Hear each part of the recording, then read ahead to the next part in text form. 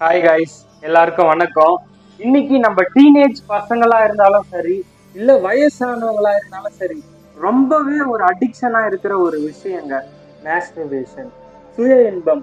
இந்த சுய இன்பத்தை கட்டுப்படுத்த என்னதான் வழி? நானும் எவ்வளவோ போராடுறேன், ஆனா என்னால முடியல.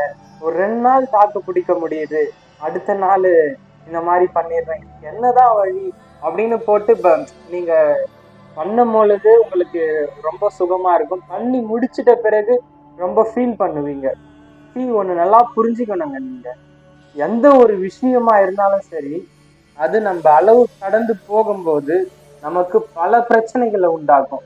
இந்த மாஸ்டர்பேஷன்ன்றது நமக்கு என்னென்ன உடல் அளவுலயும் சரி, நம்மளுடைய மனதளவுலயும் சரி, என்னென்ன பிரச்சனையை உண்டாக்குன்னு சொல்லிட்டு நான் சிம்பிளா சொல்லிட்டு அப்புறம் எப்படி கண்ட்ரோல் பண்றதுன்னு நான் ஸ்டார்ட் பண்றேங்க. சரி, நம்ம ரெகுலரா இப்போ வீக்லி 7 டேஸ்னா 7 டேஸ் நீங்க தொடர்ந்து ஒரு 5 டேஸ் இந்த மாதிரி வருஷ கணக்குல உங்களுக்கு ஒரு 20 இல்ல 18 ஏஜ்ல இருந்தே உங்களுக்கு இந்த பழக்கம் இருந்ததுன்னா ஒரு 40 ஏஜ் ஆகும் பொழுது நமக்கு கை கால் நடுக்கம் கொடுக்க ஆரம்பிச்சிடும்.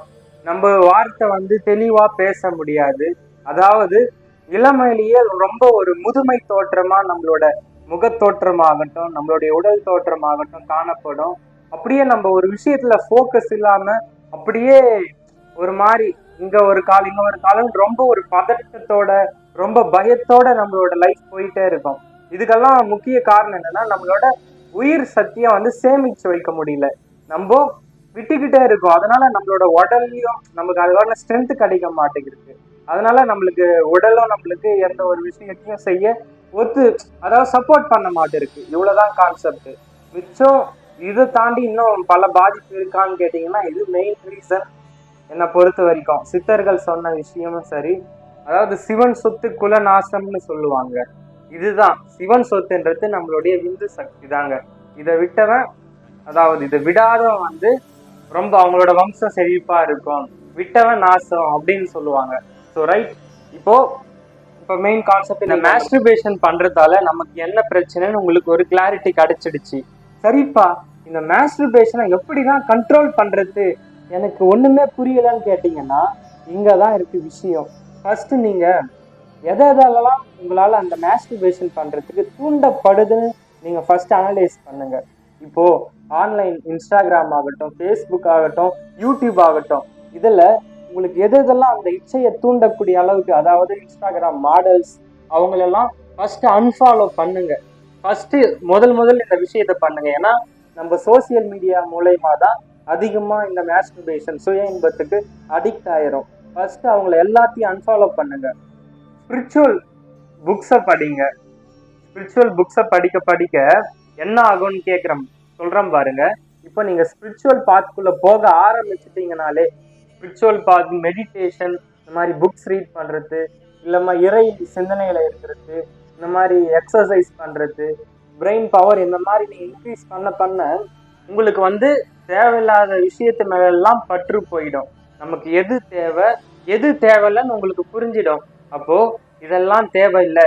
நாட் ஒன்லி மாஸ்டர்பேஷன் சுய இன்பம், அது ஒரு சரக்குக்கு அடிக்ட் ஆகிருந்தாலும் சரி, இல்ல ஸ்மோக்கிங்க்கு அடிக்ட் ஆகிருந்தாலும் சரி, இது எல்லாத்துலயும் இருந்து உங்களுக்கு போக ஆரம்பிச்சிடும். நம்மளோட ஸ்பிரிச்சுவல்குள்ள போனீங்கனாலே உங்களோட மைண்ட் உங்க கண்ட்ரோலுக்கு வந்துடும். இதுதான் மெயின் கான்செப்ட். நீங்க மெடிடேஷன் பண்ண பண்ண உங்களுடைய மைண்ட் உங்க கண்ட்ரோல்ல வந்துடும். உங்களுடைய மனசு சொன்னாலும் கூட இது தப்பு அப்படின்னு சொல்லி உங்களுக்கு புரிய ஆரம்பிச்சிடும். நீங்க அது பக்கம் போக மாட்டீங்க. இப்படி இருக்க ஒரு 2 நாள் கண்ட்ரோல் பண்ணீங்க, 2 நாள் 4 டேஸ் ஆகும், 4 டேஸ் 1 வீக் ஆகும், 1 வீக் 1 மந்த் ஆகும். இவ்வளவுதான் கான்செப்ட். இப்படிதான் படிப்படியா விடணும். அப்படி உங்களால ரொம்ப என்னால முடியல அப்படின்னு சொன்னீங்கன்னா மந்த்லி 2 டைம்ஸ் பண்றது தப்பு கிடையாது. அதை மீறி போவாதீங்க. ஸோ இந்த மாதிரி இருக்கிறதால நம்ம உடல் அளவுலையும் நம்ம மனதளவுலையும் ரொம்பவே நல்லது. இதை புரிஞ்சு நல்லா உங்களோட மைண்டை நல்லா ப்ராக்டிஸ் பண்ணிக்கோங்க. இதனால என்னென்ன பிரச்சனையும் நான் சொல்லிட்டேன். அதனால பாதிக்கப்பட போறது நீங்க மட்டும்தான். நம்மளுடைய உடலையும் எப்போ நம்ம அதை எவ்வளோ நம்ம சேமிச்சு வைக்க வைக்க, அப்போ அதனால தாங்க எவ்வளோ சேமிச்சு வைக்கிறோமோ அவ்வளோ நம்மளோட எல்லா வில் பவரும் சரி எல்லாமே ரொம்ப அதிகமா இருக்கும். இந்த வீடியோ ரொம்ப யூஸ்ஃபுல்லா இருந்திருக்கும்னு நினைக்கிறேன். பிடிச்சிருந்தா மறக்காம சப்ஸ்கிரைப் பண்ணுங்க. இன்னும் பல இன்ட்ரெஸ்டிங்கான வீடியோஸ்ல பார்ப்போம். Thank you guys.